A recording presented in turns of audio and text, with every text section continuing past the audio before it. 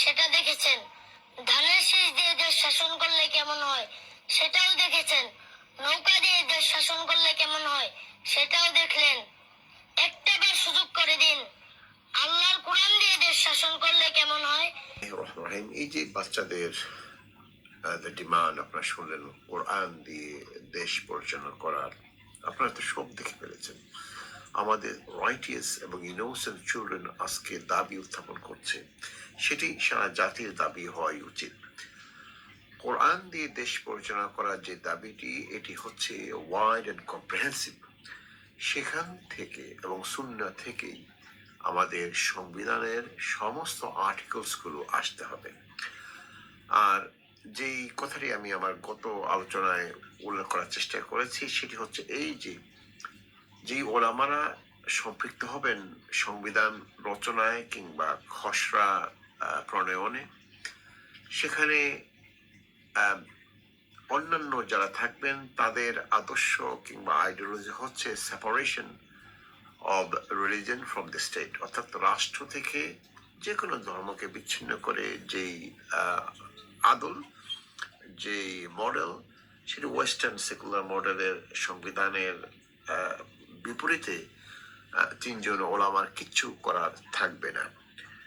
আর দেখুন, ইসলামের ভিত্তি হচ্ছে যে ফাসলুদ্দিন আনি দৌলা কুফরুন সারে। ইমাম al Kawthari, one of the Hanafi scholars, বলেছেন যে রাষ্ট্র থেকে দিনকে বিচ্ছিন্ন করা ক্লিয়ার কুফর। তো আমাদের ভিত্তি হচ্ছে সেটি যে দিন এবং রাষ্ট্র হচ্ছে অবিচ্ছেদ্য, অভিন্ন, এবং আমাদের সেটি আন্ডারস্ট্যান্ডিং। রাষ্ট্রের ধরন কি হবে, এটি কি ফেডারেল হবে নাকি রিপাবলিক হবে, সংবিধানের প্রিঅ্যাম্বলে সেটি থাকতে হবে। রুলিং সিস্টেম কি হবে, জুডিশিয়ারি বা বিচার বিভাগের এর অন্যান্য অর্গানস গুলো কি হবে, অ্যাকাউন্টেবিলিটি, ট্রান্সপারেন্সি, এগুলো আসতে হবে। এমনকি ফ্ল্যাগ চলে আসবে, ডেফিনিশন অব এ সিটিজেন এটি চলে আসবে। সো আপনার রাইটস অফ দি মাইনরিটি, যেটি মিয়ান ইন ইসলাম, এই সব বিষয় তো অবশ্যই আসবে একাডেমিক সিস্টেম দ্যাট, যেটি অর্থনৈতিক, রাষ্ট্রীয়ভাবে যে অর্থনৈতিক ব্যবস্থা আজকে সুদ এবং চক্রবৃদ্ধি সুদের যেই আপনার অর্থনৈতিক ব্যবস্থা, সেটির বিপরীতে আমাদের এই তিনজন আলিম কি বলবেন? হ্যাঁ, ইসলামের যে সুদবিহীন ইকোনমিক সিস্টেম, সেটি কিভাবে প্রতিস্থাপন করবেন? অথবা আপনার ধরুন রাষ্ট্রের সম্পদের যেই বন্টনের ব্যবস্থাপনা, সমস্ত সম্পদ, এবং সেটি ইসলামে হচ্ছে মানুষরা রাষ্ট্রের সম্পদের, সমস্ত সম্পদের অংশীদার। ইয়াকুল রাসূল সাল্লাল্লাহু আলাইহি ওয়াসাল্লাম আল মুসলিমুনা শুরাকাউ ফি থালাথ, আল মাউ ওয়াল কিলাউ ওয়ান নার। অর্থাৎ খনিজ সম্পদের কিংবা অন্যান্য খাস জমি থেকে শুরু করে রাষ্ট্রীয় সমস্ত যে সম্পদ, সেটির মালিকানা হচ্ছে মানুষদের। এখানে পাবলিক বা প্রাইভেট ওনারশিপ সেটির এগেনস্টে চলে যায়। এগুলো সংবিধানে আসতে হবে। আর সর্বোচ্চ যেহেতু একটি আইনি একটি instrument, the supreme law of the country, সেখানে সমস্ত নাগরিকের যে রাইটস রয়েছে সেগুলোকে এনশ্রাইন করতে হবে। তার জন্যে আপনি কিভাবে সেকুলার আইডিওলজিতে আপনি সোর্স হিসাবে, রেফারেন্স হিসাবে আপনি ব্যবহার করবেন একজন আলিম বা একজন মুসলমান হয়ে? অন্যদিকে ওনারা চাইবেন যে ওয়েস্টার্ন যে সিস্টেম, ওয়েস্টার্ন যে কনস্টিটিউশন, সেখানে কিভাবে মানুষের রাইটস গুলো, ধরুন European convention of human rights কিংবা ইউনাইটেড নেশনস ইউনিভার্সাল ডিক্লারেশন, এগুলো থেকে আসবে। তো মানব জাতির বা যে কোনো নেশনের জন্য, যে কোনো জাতির জন্য সংবিধানের সোর্স আমাদের জন্য হবে কোরআন এবং সুন্নাহ।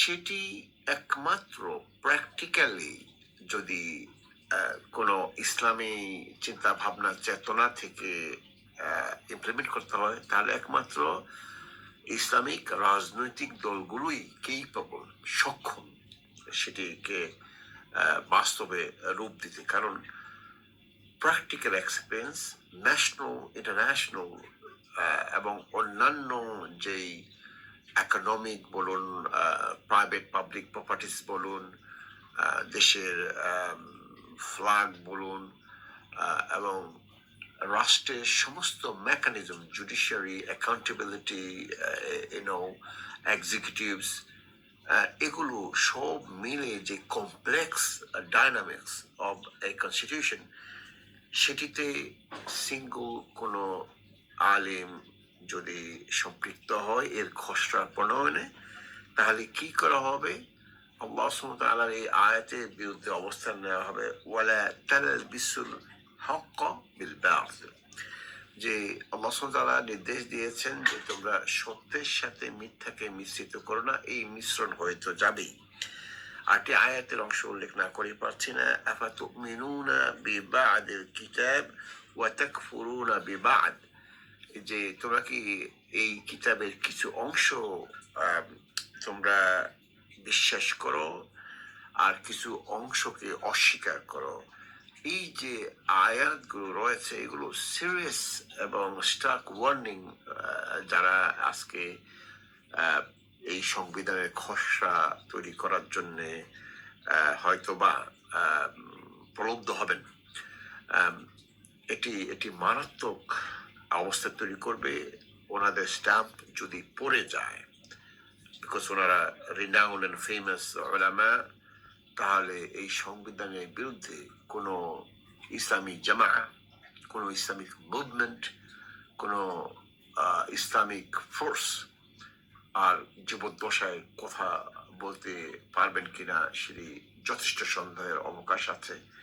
আমি এই পোস্টের মাধ্যমে এটুকুই বলবো যে আমাদের সংবিধান হবে একটি সেন্টেন্সের উপর ভিত্তি করে, লা ইলাহা ইল্লাল্লাহু মুহাম্মাদুর রাসূলুল্লাহ সাল্লাল্লাহু আলাইহি ওয়াসাল্লাম, দ্যাট ইজ দ্য বেসিস।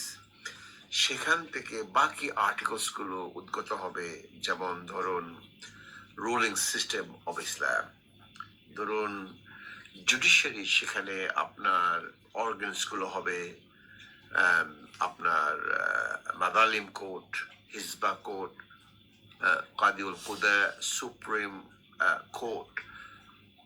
এগুলো যদি প্রথম থেকেই ইসলামী আকিদার উপর ভিত্তিস্থ করা না হয়, তাহলে কোশ্চিন কালেও আপনি এই সংবিধানকে আর চ্যালেঞ্জ করতে পারবেন না, আর করা অত্যন্ত দূর হয়ে যাবে।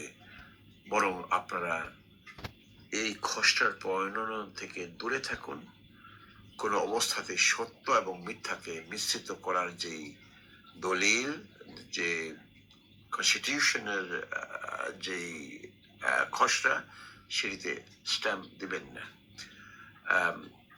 আর যদি ইসলামিক কনস্টিটিউশন আপনারা তৈরি করতে পারেন, সেগুলো একমাত্র পারবে জামায়াতগুলো মিলে একটি সম্পূর্ণরূপে ইসলামিক বিকল্প কনস্টিটিউশন সাবমিট করলেই আপনি আল্লাহ সুবহানাহু ওয়া তাআলার কাছ থেকে অ্যাকাউন্টেবিলিটি থেকে বেঁচে যাবেন, এবং মুসলমানদের কাছ থেকেও তাদের জবাবদিহি থেকে বেঁচে থাকবেন। সর্বোপরি তাকওয়ার উপরে আপনি প্রতিষ্ঠিত থাকবেন। So there is no la fadla li ahadin ala al-ahad illa bit-taqwa. আল্লাহর কোরআন দিয়ে দেশ শাসন করলে কেমন হয়, একটা বার সুযোগ করে দেন।